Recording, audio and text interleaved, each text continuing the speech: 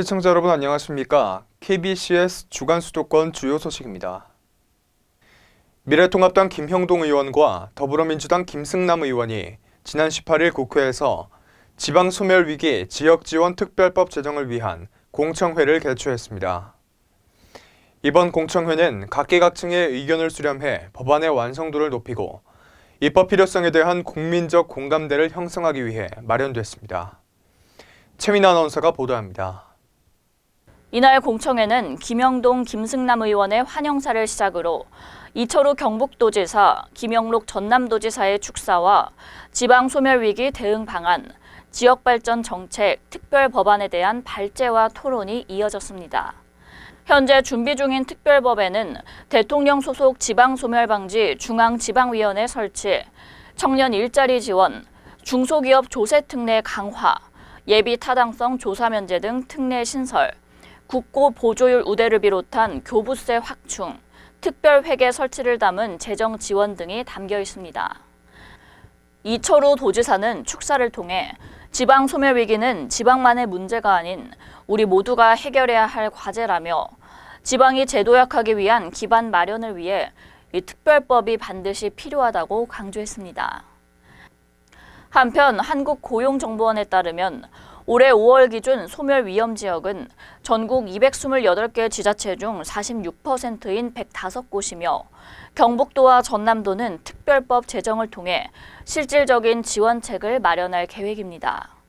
지금까지 KBCS 한국방송통신사 최민아입니다. 다음 소식입니다. 고양시 덕양구 삼송동에 위치한 옛 삼송초등학교 부지가 청년들을 위한 창업 공간으로 재탄생합니다. 이곳은 부지를 제대로 활용하지 못해왔는데 지난 18일 국유재산정책심의위원회에서 총 650억 원의 사업비를 투자받기로 결정됐습니다. 최민아 아나운서가 보도합니다.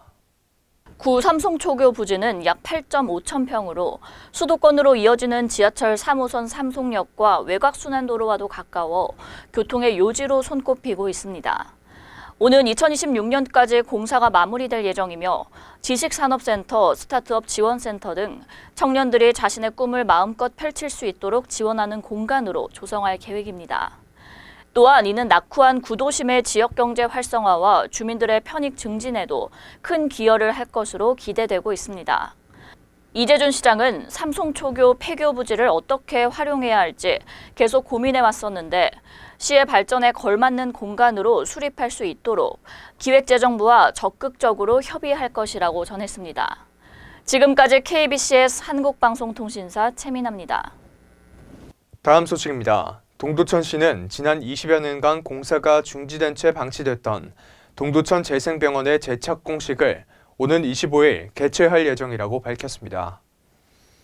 자세한 소식 박상희 아나운서가 보도합니다.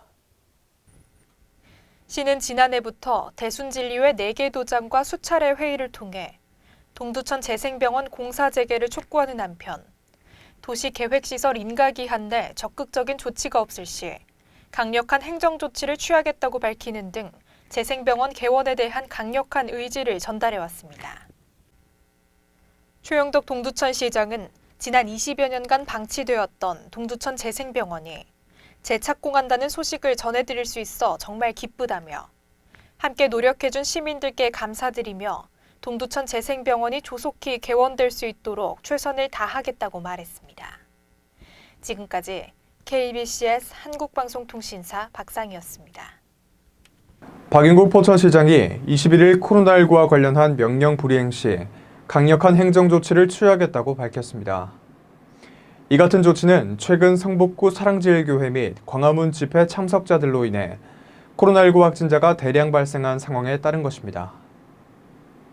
박용국 시장은 8월 7일 이후 사랑제일교회 모임 참석자나 8월 8일, 8월 15일 광화문 집회 참석자 및 접촉자는 코로나19 진단검사를 의무적으로 받아야 한다며 21일 이후에도 검사를 받지 않을 경우에는 강력한 행정조치를 취하겠다고 경고했습니다. 이어 시민 모두의 건강과 안전을 지키기 위해 행정조치 준수 등 포천시 방역행정에 적극 협조해달라고 강조했습니다.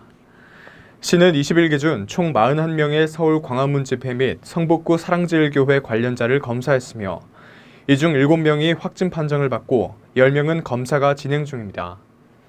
또한 사회적 거리두기 2단계 지침에 따라 사람들이 밀집할 수 있는 행사와 5일장을 전면 취소 및 폐쇄하고 관내 종교시설에 대한 방역지침 준수 여부 등을 점검할 계획입니다. 지금까지 KBC의 삼국방송통신사 이규석입니다.